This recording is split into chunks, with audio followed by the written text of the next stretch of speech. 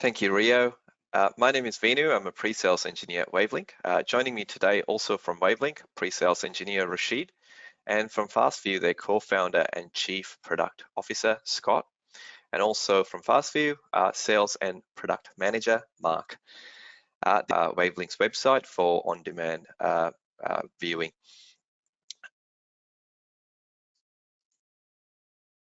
So today's agenda, we'll be looking at the K-12 landscape. We'll be looking at some of the concerns, existing pain points, challenges for schools, introduction to Fortinet, if you aren't, Fortinet Security Fabric, and lastly, FastView Reporter for FortiGate. Introduction to the K-12 landscape. Schools are being heavily targeted, and looking at this space, Australia is the fourth largest targeted country in the world, and education sector is also experiencing a huge spike in cyber attacks. Australian education sector saw a 17% increase in cyber attacks and an average of 3,934 attacks in July. That is in comparison to the first half of 2021. July figures also showed that the education and research sectors had an average of 1,739 attacks per organizations weekly. That's a 29% rise from the first half of the year. In more than half of the countries by this study, education sector is the most attacked sector. The sector always also came in the top 3 most attacked sectors. Some attacks are successful and they do make the news for the wrong reasons. During COVID, New South Wales Education Department was hit by a cyber attack, and there was recent attacks in Medibank and Optus also came into light in the recent events. A IT firm that held a Victorian school students' health record also got compromised. What is a threat? A threat environment in a school network is quite complex. There's obvious external threats as malwares and restricted content, but there are also internal threats as well. Students need measures in place so they cannot access staff areas where there's some confidential information stored. Ever increasing attack surface is also making it harder. It's getting hard to protect edges simply because today's network and security parameters are no longer can be easily defined. Data center was once the network's primary point of entry and exit, but with expansion of cloud, connected devices, and infrastructure and software as a service, these entry and exit points have expanded beyond traditional perimeter.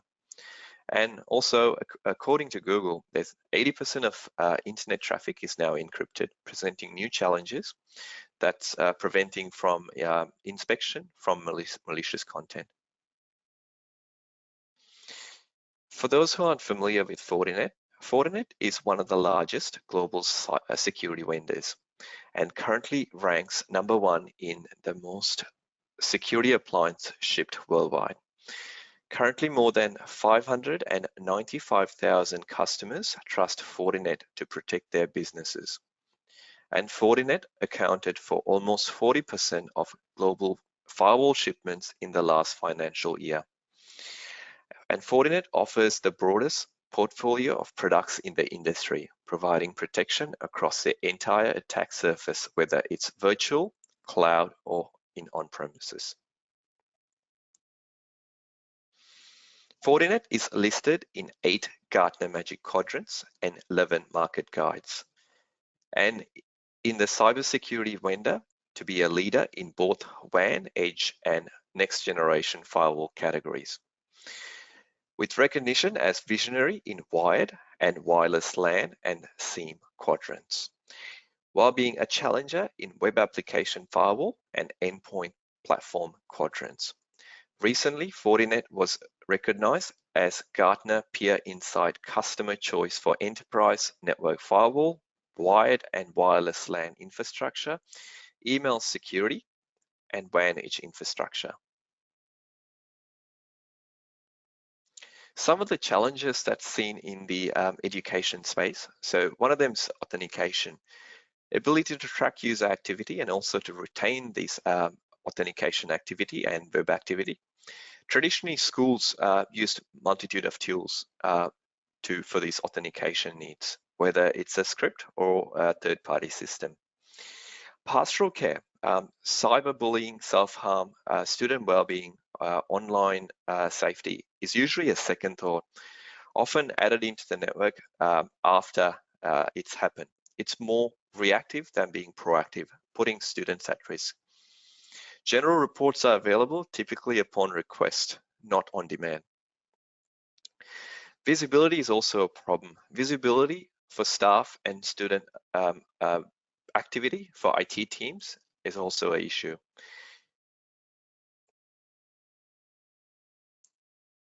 Security, such as content filtering, web DNS application, and network separation is also an issue. When you allow users to bring their own devices, that also bring in their own challenges. Authentication related challenges, certificate installation for deep packet inspection also is a challenge. Log retention and compliance also becomes a problem. If you need to retain logs for a period of time, that is also an issue. Fortinet Security Fabric architecture consists of a wide set of technologies that work together and are supported by a single source of threat intelligence to eliminate security gaps in the network and respond to any threat vector. It can secure the core school infrastructure to ensure academic activities are uninterrupted and sustained via internal segmentation for additional protection while not degrading performance. In today's solution, we'll be looking at a few products. So we'll be looking at FortiGate as the core solution. Then we will be also talking about Authenticator as an identity management solution, FortiClient as an endpoint solution, and also we'll be looking at the single sign-on agent, FortiAnalyzer, which is the logging solution, and FastView Reporter for pastoral care and student well-being. FortiGate replaces the perimeter firewall, replaces the internal segmentation firewall, and the security appliances with a single next generation firewall. It can consolidate multiple security appliances into a single and powerful threat protection and throughput performance appliance. It utilizes users or user groups for firewall policies. User information is also used to match traffic against a user rather than IP addresses or devices. That can come handy when you're running reports or even trying to troubleshoot activity. FastView dashboards also provide powerful insight into reporting. FortiGate provides rich visibility into applications, websites, traffic volume, and also content via FastView, where you can view reporting in regards to self-harm, mental health, cyberbullying, etc. I'll pass on to Rashid for a FortiGate demo.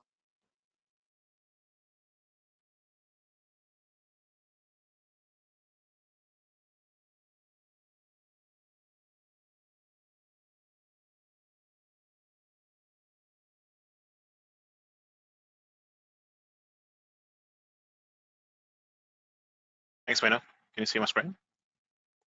Yes. Okay, cool. So thanks, guys. So let's just start off with the FortiGate. Now let's just look at what things do we see from a Fortinet perspective, from a FortiGate perspective. So this is my FortiGate, which I'm running in a lab, and essentially, so it's running the latest firmware, which is 7.2.3. I would not recommend you go ahead and run the latest firmware. I'd probably say if you really wanted to use the latest firmware, probably go with the 7.0 branch with the latest patch in it. And so essentially, so this is the view. So when I go to dashboard, and if I go to status, but this is where I get to see information about my FortiGate. Now, if I really wanted to look at the users and devices, I'd probably go down to the monitor view under users and devices. And once I head down there, I'd probably see what sort of users are authenticated into my firewall. And as you can see, there's 5 different users. One of them is me, and there's 4 different administrator sessions that have been logged in. And you can see what time, like how long have they been logged in from, what sort of Active Directory group they belong to, what sort of traffic has been flowing. And then again, if you look at the method, it's the Fortinet single sign-on. Now, let's just move down to the log and reports section. Under here, I've got something called as forward traffic logs, which essentially shows me the logs from my firewall. So as you can see, so I've filtered it down to my user, and so what we can see here is a whole bunch of applications here. So one of them is Microsoft. I'll go ahead and remove that filter. So this is all the traffic that has been flowing in the last 5 minutes. So different sort of applications that we see here. And LDAP's one of them, RDP is one of them, and DNS, etc. Now, if I go and change that window to at least last 1 hour, let's just go and see what we see here. So essentially, like what happens with FortiGate is like there's something called as the FortiGuard labs, which essentially keeps track of all the applications, new existing ones and new applications that exist, and it identifies it using different sort of traffic patterns here. So and it uses them as signatures here. And if I go down to my security profiles, if I head down to the application control section, what I could do here is I could see all these applications listed here. So essentially, if I wanted to move down, I could go down and create like a new application. If I wanted to search for Facebook, for example. All right, so essentially these are the traffic pattern / application signatures associated with Facebook. So we can track different sort of Facebook applications here. So including Facebook Messenger, Facebook Search, even the like button as an example. And not only that, like from an education perspective, if you're looking at something like games, for example, like Fortnite. So we've also got a signature for games like Fortnite. So the idea behind this is essentially like endpoints produce like telemetry data, and then again having that ability to go ahead and take all that telemetry data and leverage it to our advantage, like feeding all that data into a data lake of our choice, and going ahead and applying different sort of indicators of compromise, etc. to it is what we can do with all this telemetry data. And another thing I wanted to show you was the user logs. So just give me a sec, bear with me. Forward traffic. Yeah, so I just wanted to show you some of the applications that have been identified in here. So let me try and change that to my user.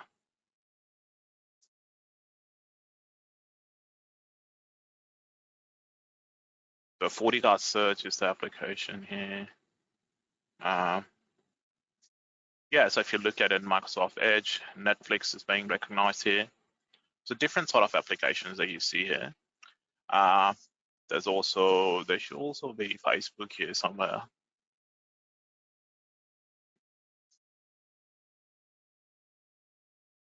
Yeah, so Netflix is one of them. Facebook, as you can see, so I'm denying Facebook. So any traffic that's going out to Facebook's being denied. So as you can see, that Facebook's being blocked as well. All right. With that being said, I'll just hand it back to Veenu to continue further, and I'll come back later.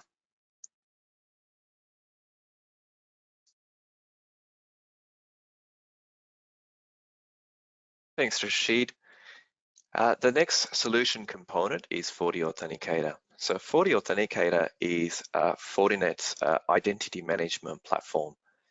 It captures logon events from all systems, whether it's FortiClient, which we'll be looking shortly, your Active Directory or your Radius server, and distribute these logon events to FortiGate and Fortinet Security Fabric. This solution is tailor-made and it's centralized, so this can also be passed on to other systems as well. You can also enable multi-factor authentication to improve security. Ensure students are also logged off when they disconnect from your network. The next component is FortiClient.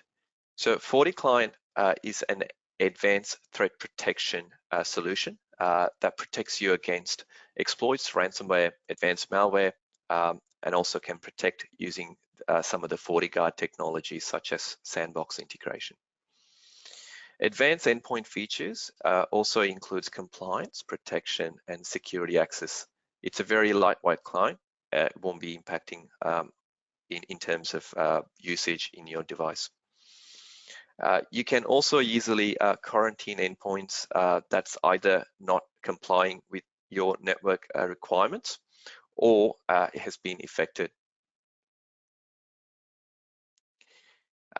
With integrating the single sign-on mobility agent with FortiClient, that provides transparent authentication for school assets. Events are sent to Forti Authenticator that distributes these events to the Fortinet Security Fabric and also other devices that may be utilizing the Forti Authenticator as their identity source. I'll pass it back to Rashid, who will be conducting the demo on FortiClient and also on Forti Authenticator.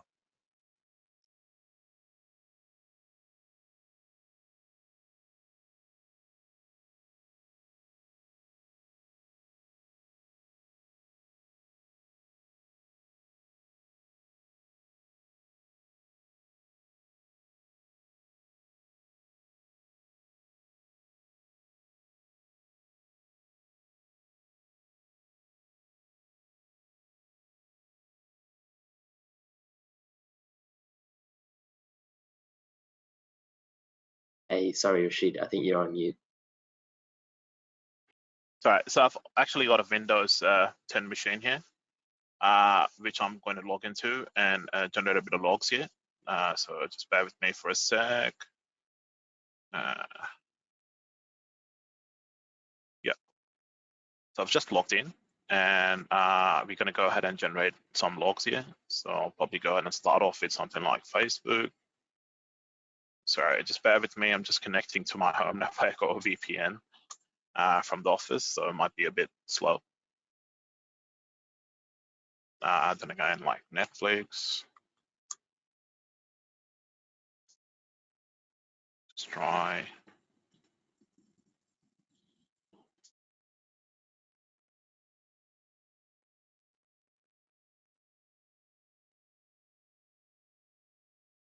So I've got an application control security profile here, essentially blocking Facebook access. And so you see this message saying that it's been blocked. Then again, Netflix is available, Yahoo, some other application like, let's just go and try some other website, Gizmo.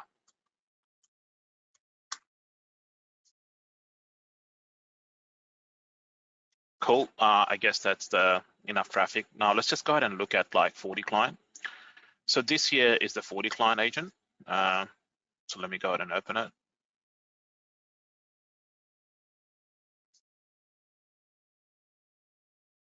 All right, so this is centrally managed by something called as the EMS server, the Endpoint Management System.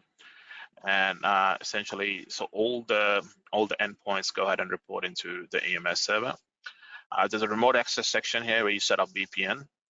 And now if you look at malware protection, so if you look at it, so malware protection has been configured here. So this essentially prevents you from any sort of like malwares / ransomwares. And so this has been enabled. There's a profile that has been enabled for it. There's also a web filter policy. So if you look at the web filter policy, so there's certain categories that have been blocked, potentially liable, adult content, bandwidth consuming, security risk, etc. Application firewall is the stuff to do with application control. And then again, there's a vulnerability scanner as well, which go ahead and scans any sort of like applications that exist on my endpoint. lets me know how many of these applications are vulnerable. If they are vulnerable, then again, what sort of vulnerabilities do they have? So they're rated based upon like low, medium, or high, different sort of categories here. And you could actually go ahead and patch those vulnerabilities directly from here. Now, if I go into settings here, this is something to do with the configuration. And here I get to see all the engines, what sort of signatures I've got, and how many of them are updated. Yeah, so if you look at it, essentially, so you've got your malware protection policy enabled, your web filter protection enabled, application firewall enabled, vulnerability scan enabled. Now, regardless of where you are, whether you are on the corporate network / the school network, or you're working from home, like these policies still get applied, like the web filter policies will still get applied if you're working from, if you're at home or at the school. Now, let's just head over to the Authenticator. So let me go ahead and bring up the Forti Authenticator. All right, so this is what the Forti Authenticator looks like. Now, if I look at the single sign-on method, so if I go down to SSO, monitor, and then if I head down to SSO, authentication, SSO session, sorry. All right, so as you could see, so how many sessions do we have here? So let me go ahead and refresh this. Yep, so this is, there's a session, essentially, as you could notice, I've just logged on to the endpoint here using my credentials, which is Rashid. So what sort of information do I see here? So what's the workstation name? When did I log in? What's my IP address? And what's my domain grouping, which is default? The most important piece of information here is the Forti client. Right, so if you notice this here, so the reason it has detected an authentication session is because the endpoint has registered, as in the Forti client has gone ahead and registered with the Forti client EMS, and hence it has detected my username from there. And what it actually has done is went ahead and pulled down all these LDAP groups from it. So if you look at it, so these are the different sort of like LDAP groups, group membership that it has pulled down.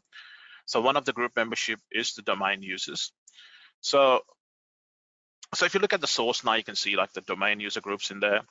And this, what you could do is you could go ahead and log back into Fortinet, into the FortiGate. And if you look at the firewall policy, and there should be one for EMS to the internet.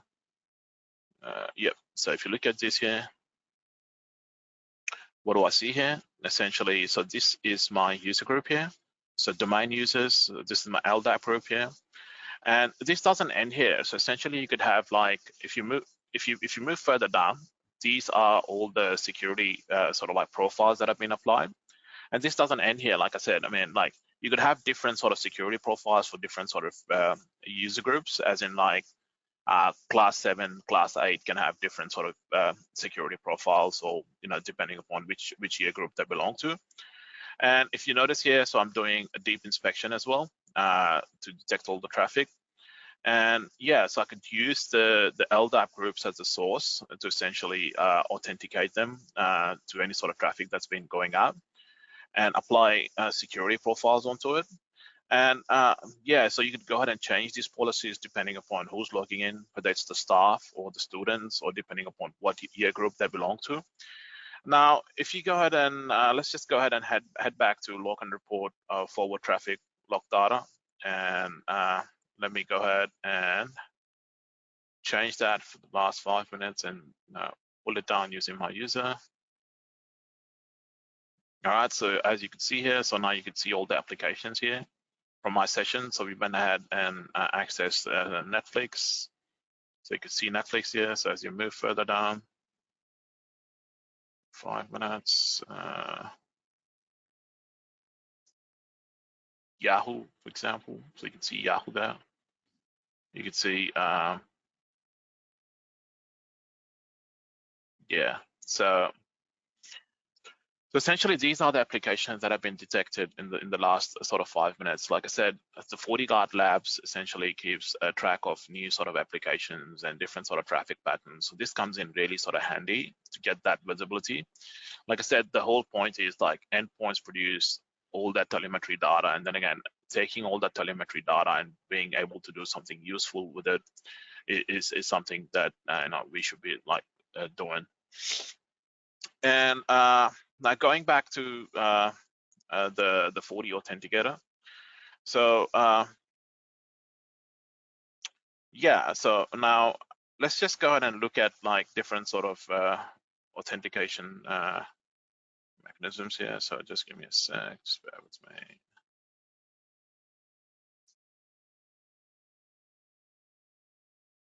Yeah, so as you could see here, so there's also something called as Windows event log sources. In the previous case, the endpoint was detected through the FortiClient agent that was installed on the endpoint itself. What if you have a domain joined machine essentially connected, but it doesn't have a FortiClient installed on it? So then again, what you could do is you could use Windows event log sources. Essentially, what you do here is you go ahead and pull the domain controller for any sort of login events that happen, login, log off events, and you could use that information to essentially authenticate the users. And the same thing goes for this is for endpoints where you've got like FortiClient installed, but it doesn't have this is for endpoints where you don't have FortiClient installed, but they're domain joined. Also, what you also have is like radius accounting as well. So what you could do is essentially, so with your BYOD devices, you could use something like radius accounting to go ahead and authenticate them. So the accounting packets then forwarded to the Forti Authenticator, so it just looks at it and essentially goes ahead and authenticates it. Unfortunately, I do not have a radius accounting set up, but essentially the same process as the rest of them.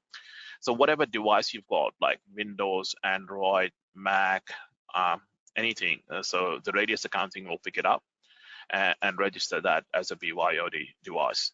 All right. With that being said, I'd like to get Veenu in.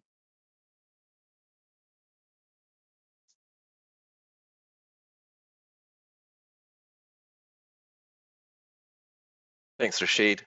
So the next component, we'll be looking at the FortiAnalyzer solution. So FortiAnalyzer is a powerful log management, analytics, and reporting platforms. It provides organization with a single console to manage, automate, orchestrate, and respond, enabling simplified security operations, proactive identifications, and remediation of risks, which provides a complete visibility to the entire attack landscape. Integrated with the Fortinet Security Fabric, advanced threat detection capabilities, centralized security analytics, end-to-end security posture awareness and control helps security teams identify and migrate threats before a breach can occur. FortiAnalyzer can also send logs to third-party solutions such as SIEM solutions, as systems as FastView. I'll pass it back on to Rashid to have a quick demo on the FortiAnalyzer solution.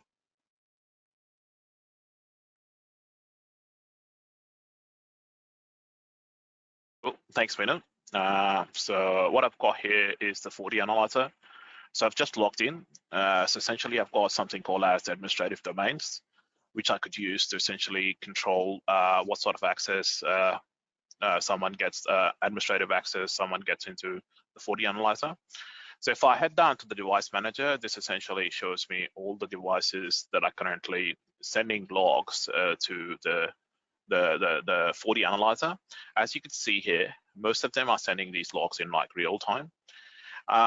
Yeah, so all these logs are being sent real time. So as they go ahead and write this to the memory, another copy of the logs being sent to the FortiAnalyzer. All right, now let's just go ahead and head down to something called as the FortiView. All right, so once I head down here, so what I see here is traffic top sources. So I could go down to top sources here. Now, as you can notice here, so these are different sort of devices that are being picked up by the Forti analyzer here. So as you can see, one of them is a FortiGate, one of them is a PC, one of them is a desktop. So depending upon what sort of device it is, it goes ahead and picks it up. So, yeah. So as you can see, one of them is my Xbox here. Yeah, so one of them is my NAS, EMS, and Android device being detected. Yeah, and then again, what I could do is I could head down to applications and websites. I could go down to top applications.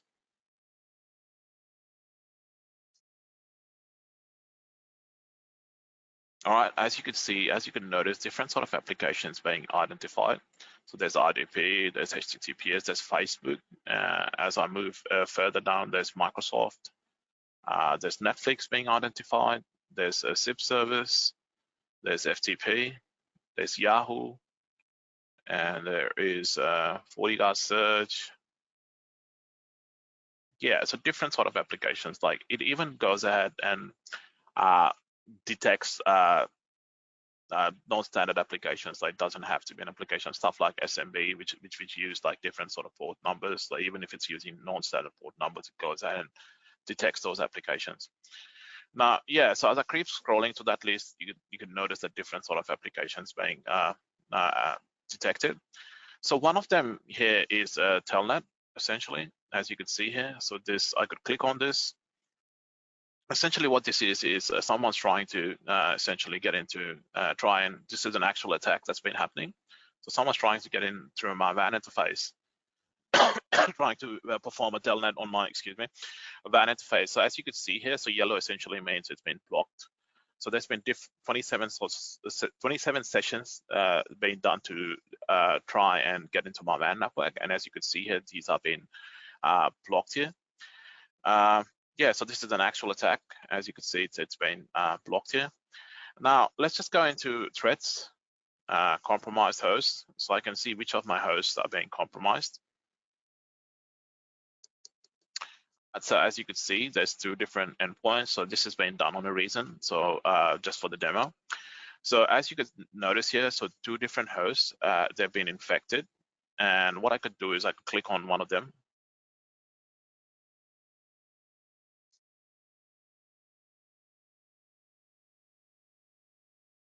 All right, so as you can see, so there's a CNC callback, so command and control callback for 2 different, belonging to 2 different malwares.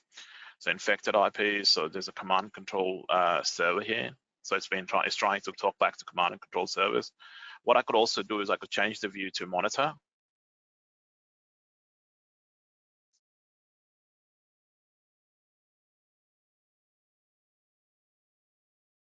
Essentially, it shows me a map of what sort of different sort of where the command and control servers are based and how it's been like trying to get to it. So essentially, I get to see that here. So different sort of command and control servers. One of them's Canada. One of them's yeah, so it's essentially in Canada. One of them's in like Nigeria somewhere. And what I could see here is it tells me that this belongs to a command control server. Threat level's high, and threat score essentially, so it's been blocked 720. So some of them have been allowed. So it gives me an idea of what's going on here. Now let's just go. So after we've looked at the map, what we could do is, if you really wanted to go into this in more detail, so what we could do is we could go ahead and go into FortiSOC. And go down to Event Monitor and head down to all events.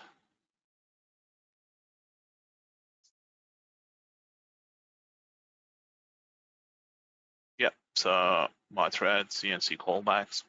So this is one of my favorite views where I get to see all CNC callbacks being done on my environment here.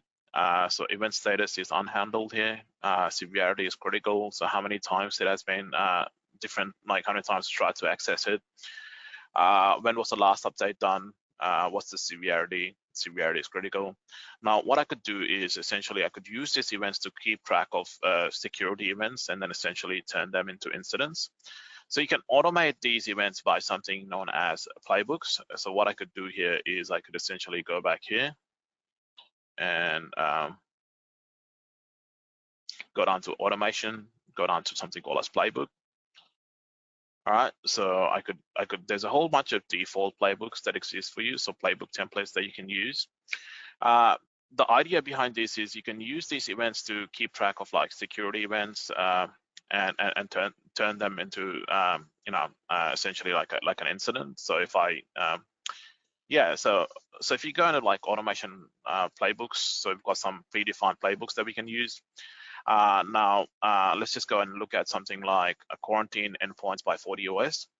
So as you could see here, so what this would do is essentially it'll take the device information from that event and tell the FortiGate to quarantine it, and on a network level. So let's just say if the device is connected to a Forti switch or a Forti access point, then again what it'll do is it'll go ahead and block the device essentially like on the AP or on the switch, and which will prevent the device from sending any information essentially on the network. So it'll block it on a switch level, it'll quarantine on a switch level or an access point level, so it won't be able to send any sort of information on a network level. So now let's just go ahead and look at another playbook. So let me go ahead and show you another one. You've also got something called as quarantine endpoint by EMS. Now what this does is if your device is running Forti client, then the analyzer would go ahead and look at it and essentially let the Forti client EMS server know that this endpoint's been trying to get to command and control servers. So essentially go ahead and quarantine the endpoint, which in turn would stop the endpoint from essentially getting out of the network. And you could use different sort of playbooks to fit in different sort of needs if you've got any. And not only that, what you could also do is you could create your own playbook if you wanted to. So you can create a new playbook from the scratch. And essentially what it does is it uses like if then else statements. So if a certain condition's met, then again trigger certain things. So you can use different playbooks if the existing ones don't fit your category. And on top of that, what Forti Analyzer could do is it would also do something called as threat hunting. So essentially I could go ahead and perform threat hunting across my network. So threat patterns, threat names, so different types of threats that have been detected. So I could go and see that three of them were like malware threats. So essentially, four of them were malware threats, and then again, one of them was reconnaissance. So I get to see all this information here in the Forti SOC window, in the threat hunting window. And now, if I go back, what I haven't showed you is the Forti client EMS. So let's just go and look at the Forti client EMS.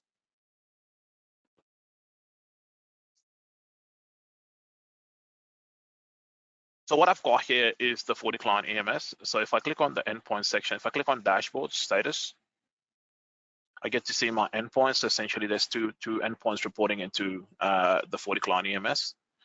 All right, so one of them's Bren-PC and the second one's IT-VM. So what do I see here? So who's the user that's logged in? What's my IP address?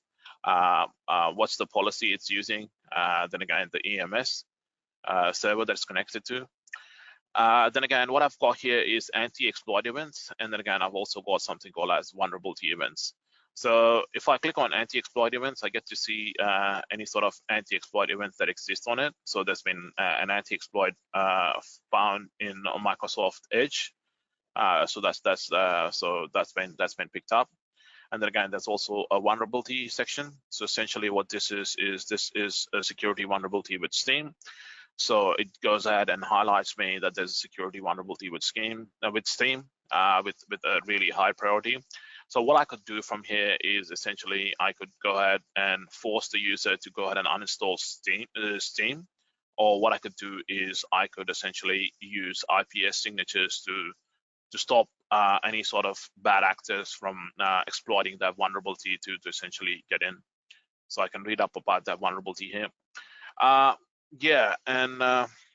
then again, you've got different sort of events here. So you've got antivirus events that get displayed here, anti-ransomware. I haven't configured the integration between EMS and the FortiAnalyzer, hence I couldn't see some of the logs here. So you get to see different sort of vulnerabilities here. And there's also the endpoint profiles section. Here, what I've got is different sort of security profiles. So for example, if I look at web filter, so what I could do is I could essentially go ahead and import a web filtering profile that I've already configured on the FortiGate. It's essentially imported into the into the FortiClient EMS server, and essentially use that same web filtering profile. And if I click on this, go ahead and edit this. So what I've done is essentially I've set up monitor to all these different sort of categories here. So adult, mature content, security risk, unrated. There's also the FortiGuard server location. So I could go ahead and set all these things up. I could also enforce safe search if I have to. Then again, there's also something called as the vulnerability scanner, which essentially is the same thing that we just looked at. It goes out and scans all the applications that exist on the endpoint for any sort of vulnerabilities that exist. There's also something called as malware protection. So this essentially prevents your endpoint from stuff like any sort of malware, any sort of real-time malware that was trying to get in, memory-based attacks, ransomware, because ransomware has been a challenge essentially because it doesn't leave any sort of footprint on the hard drive, runs in the memory as a process. So essentially you could go ahead and block these different sort of ransomware attacks. So it's on par with different sort of AV solutions that you see out there in the market. So there's also a sandbox, a FortiSandbox. Essentially you could go ahead and send files up to a sandbox to detonate them on the sandbox. There's also application control. So we got stuff like, so you can essentially enforce a different sort of applications. You could choose what to block. In a school environment, I'd probably, so this has been set to monitor, so monitor generates logs. So in a school environment, what I'd like to do is essentially I'd go ahead and block P2P, I'd go ahead and block proxy, because it's always a challenge to deal with students trying to essentially get out and find different ways to exploit the network. Yeah, so I could essentially go ahead and turn all these things on. And then again, depending upon if there's staff trying to get into the school network, you could also set up remote access policies. You could push this all through the FortiClient EMS down to the endpoint into the FortiClient settings. So essentially, like your VPN's configured, or everything's been configured directly through here. And there's also something called as zero trust tags. So what this does is, so let's just go and look at zero trust tags. Yeah, so these are different sort of tags that have been applied. So what this does is they used to control access into the policies. So let me go back to my gate here for a sec.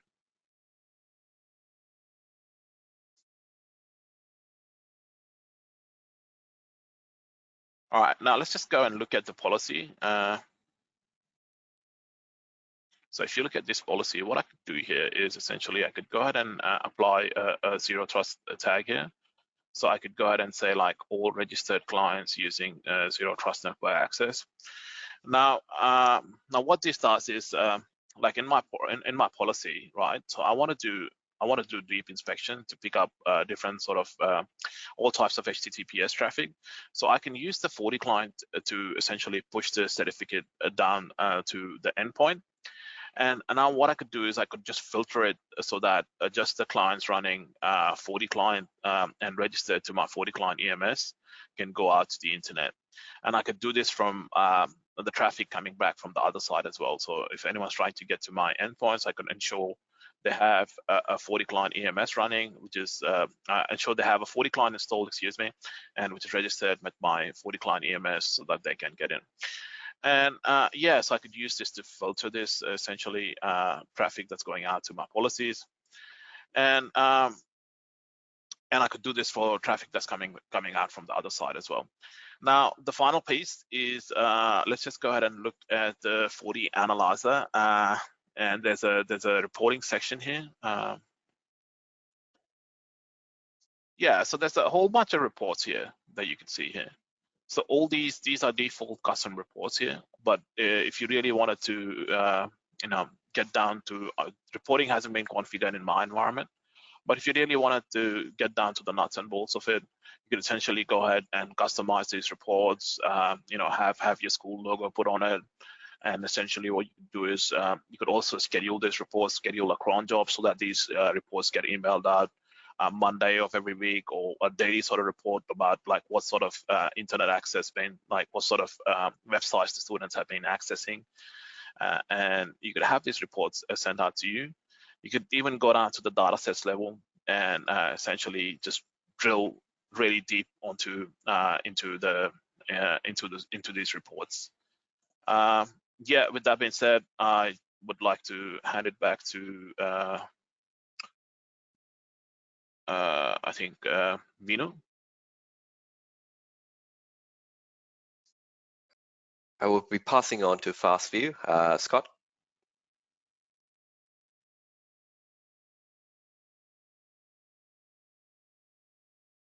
Unmute myself. Can you all hear me okay? All right, and let me just organize my screens here too. Get this go to webinar stuff over there. Sweet. Well, thanks for inviting us along, everyone there from Wavelink, Veenu, and Rio, and everyone. I just want to give you, actually, how are we going for time, Veenu? We got about 10 minutes left. Okay, all right, I'll fly through this. No worries. So what FastView does, obviously we've been through FortiAnalyzer and you can see that there's a lot there, right? But you're probably not going to give access to your teachers or your principals or your student services staff access to something like the FortiAnalyzer or the logs view to filter through DNS traffic and RDP connections and all of that stuff. They just want to know, what do I need to spend my, as I get to school in the morning, are there any students that I need to look at and go and have a chat to right now? So that's what we try and deliver to you as easily as possible without having to sift through a whole bunch of applications and things that you don't care about. So I'm just going to use our website instead of a few slides. So most schools have no idea what students are doing online, or they lock down internet access, which actually hinders learning. It stops people getting to all the interesting websites out there and discourages inquisitive minds. So we detect the risky online behavior so that schools can actually meet their duty of care and look after the online well-being of students. And that means you can allow greater internet access and actually improve the learning outcomes in your school. So we do this by monitoring student well-being. We identify students at risk of self-harm, extremism, drug abuse, and more. You can use it to improve digital citizenship, so you can actually get visibility into the students that engage with the positive content, educational materials, for example. And we also reduce the IT burden. So if most people on this webinar are the administrators of the FortiGate, you're not going to want to be running reports for people. You want them to have sort of self-serve access and just automatically get these reports out to the right people at the right time without any intervention from you.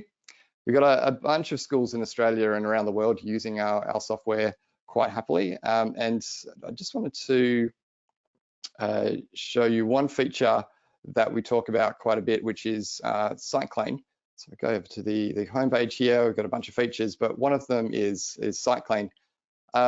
If you were to use FortiAnalyzer to pump out a report on the websites that students were accessing, it would look something like what we've got on the left-hand side here. You're going to see weird and wonderful websites like FBCDN, Akamized, MuseCDN. These are not websites that people put in their address bar and visit, right? And a teacher's going to go, what the heck is Akamized.net?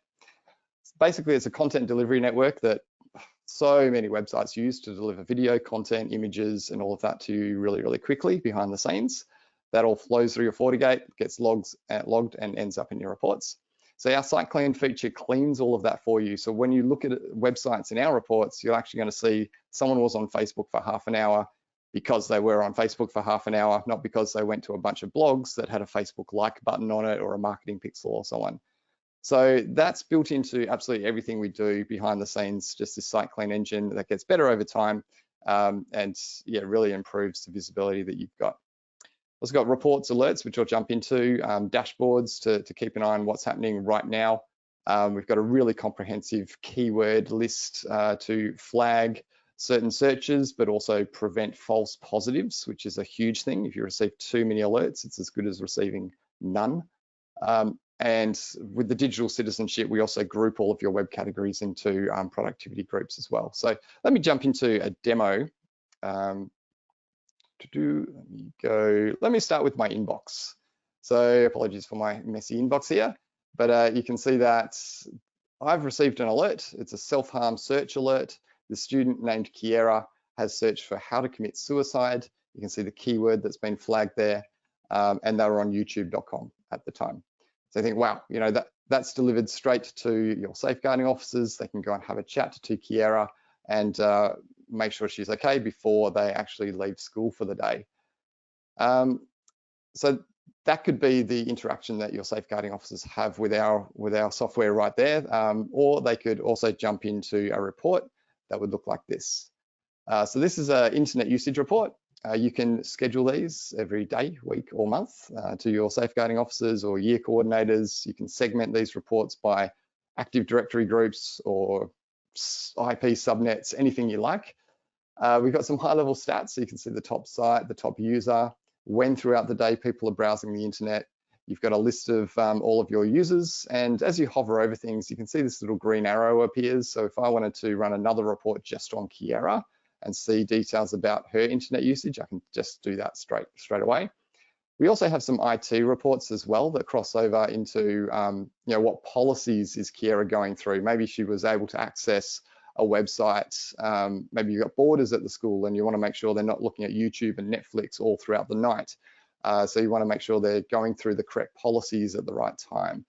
We had a school that discovered with our software that students were able to look at Netflix 1 in the morning because they were falling down to a all visitors policy when the student policy finished at 11:30, basically giving them unfiltered access to the internet after 11 p.m.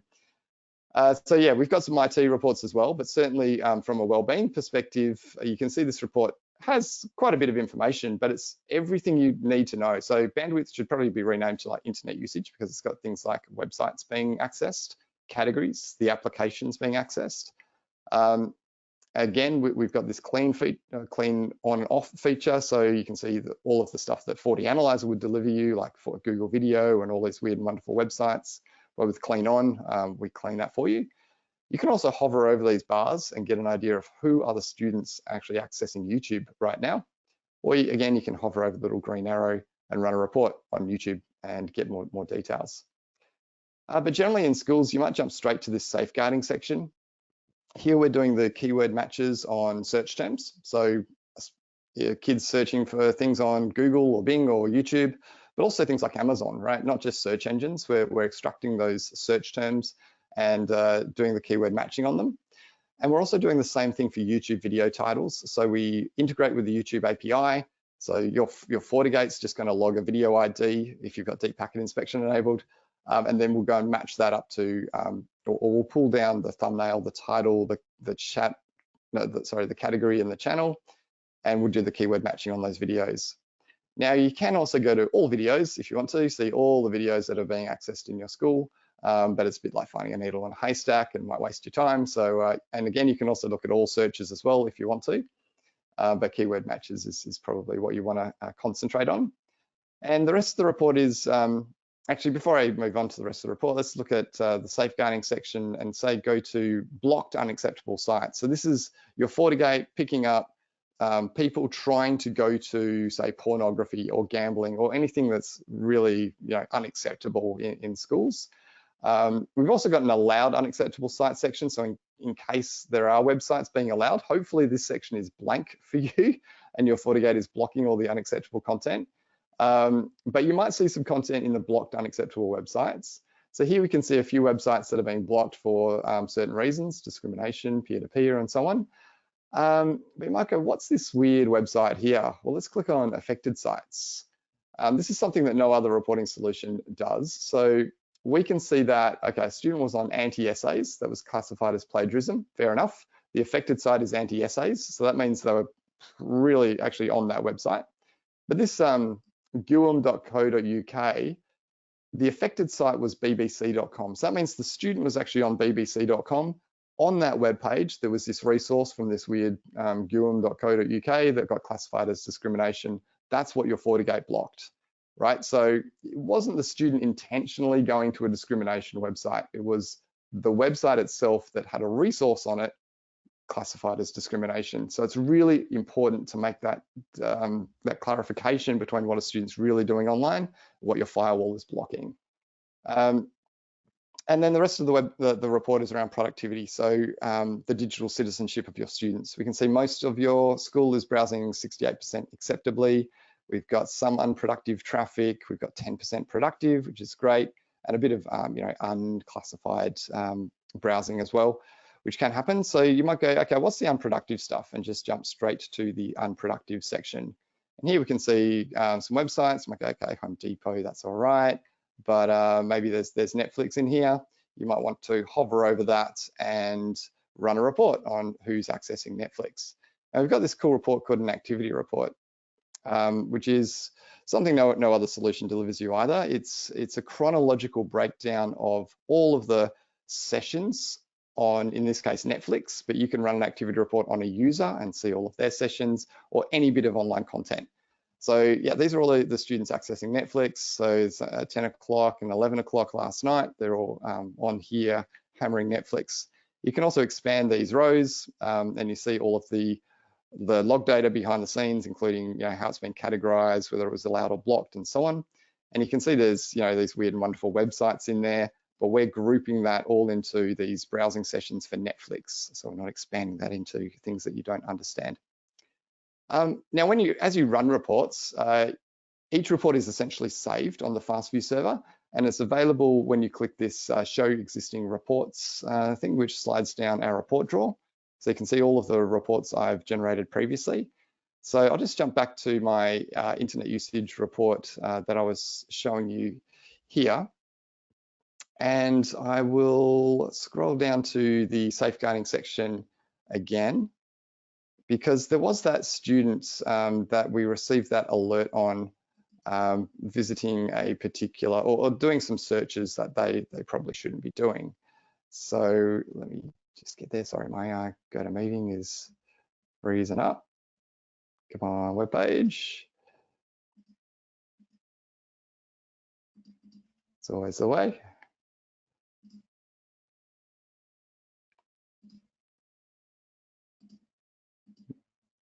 Might need to cross over to Mark, who might have a demo going. Oh no, here we go. We're all good. It's getting there. Cool. Sorry about that. When GoToMeeting is running, it's doing weird stuff to my machine. But there's this Harland who's searching for "I want to die" on YouTube. So again, you can just hover over this student and run an internet usage report on this person, and view all of their material. So again, we can go straight to the safeguarding section and see their search terms and their YouTube videos and see if they are actually at risk. And if this is a student at risk, we can simply hit the schedule button and schedule this every day, week, or month. So here we can see all of the searches. Those are the keyword match. They've also watched a couple of concerning YouTube videos. Again, we can see all searches and all YouTube videos as well to get a fuller picture of where the student's state of mind is at. Which is a bit confusing because they're watching Mr. Bean and some Greta Thunberg as well. But let's go to the top, and you can at any time hit the schedule button and just schedule this at-risk student report every day and send that to your safeguarding officers really, really easily. So that's a really quick tour of reports. I'll also just jump into settings real quick because I know we're short on time. And I just wanted to show you how we're doing that keyword matching. We have one of the most comprehensive sort of list of keyword databases going. A lot of sort of keyword matching, you'll find false positives because there might be alerting on the word sex, and then you get kids doing research assignments or certain classes where you get a whole bunch of false positives. So if I just look at our self-harm keywords, you can see these keywords. We're not hiding them behind some proprietary database behind the scenes. You can see everything that we're alerting on. You can enable and disable keywords. So if there's a keyword like euthanasia and kids are doing research assignments, you can simply disable that keyword so you don't receive any more alerts. But for certain words like shoot myself, you can see that there's a whole bunch of what we call exclude keywords. So shoot myself, you definitely want to know about, but not if they're saying, how do I shoot myself when doing a portrait photography class or something along those lines? Or how do I shoot myself in GTA 5? You know, it may be concerning, but it's not a safeguarding incident that you need to know about right away. So if I just edit that keyword, you can see that we've got these factory excluded keywords. These are the ones managed by FastView behind the scenes. So when GTA 6 comes out, you'll automatically receive that with nothing you need to do. But if you are receiving false positives, you can add your own exclude keywords too, and you can do that directly from reports. So if you see a false positive, you can just click edit keyword and add some words so that you don't get alerted to those in the future. And with regards to alerts, you've got full control. You can create some really cool alerts. We've got a bunch of alerts out of the box for dangerous file extensions and large downloads and all of these extremist adult and profanity, drugs and self-harm searches as well. And I spoke a bit about productivity and digital citizenship. So that's really super easy to configure in FastView. We just take all of those URL categories that are logged by your FortiGate, and you can drag and drop them into the right place. We recommend that you review anything in the acceptable list, because that's where you put anything that's a bit of a gray area, and you can put that into productive or unproductive depending on your school. You can also create custom categories in Fortinet. So say you've got a podcast that schools like to do, and it might have a URL that's getting classified as, I don't know, business or something strange. You can create a custom category for the school's podcast. And then you can drag that into productive, for example. So anything that you create in FortiGate will come in the unassigned list. As soon as there's a bit of activity, it will pop up in here, and you can just drag that into, productive, for example. So that's how the productivity settings work. Quick tour of reports and alerts, and yeah, that's pretty much me. I'll hand back to Veenu. Thanks, Scott.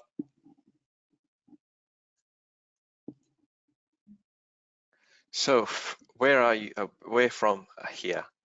So you can organize a cyber threat assessment.